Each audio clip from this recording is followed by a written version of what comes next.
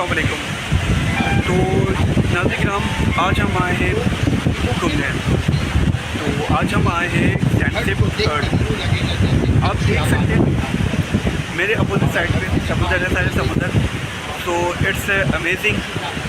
हम काफ़ी इंजॉय कर रहे हैं और यहाँ पर हम इंजॉय करने आए। हमने सोचा कि कराची में जो गर्मियाँ पड़ रही हैं वो बहुत ज़्यादा पड़ रही हैं, तो हमने सोचा कि हम आए यहाँ पर और इंजॉयमेंट करें। तो आप देख सकते हैं अभी हम आपके सामने और यहाँ पर काफ़ी इंजॉय कर रहे हैं। इसके बाद मैं जाऊँगा समुद्र में भी और वहाँ की भी आपके साथ मैं आपके साथ बात करूँगा, वीडियोज़ बनाऊँगा, आप उसको भी देखेंगे। तो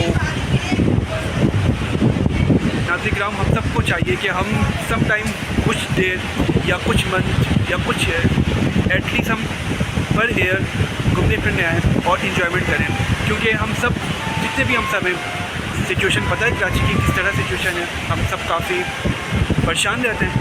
बट ये जो एक हम आउटिंग करते हैं, इससे हमें खुशी आती है, हमारा माइंड फ्रेश होता है।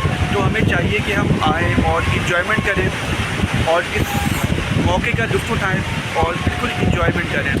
तो हम यहाँ पर इसीलिए आएँ, इन्जॉयमेंट करें।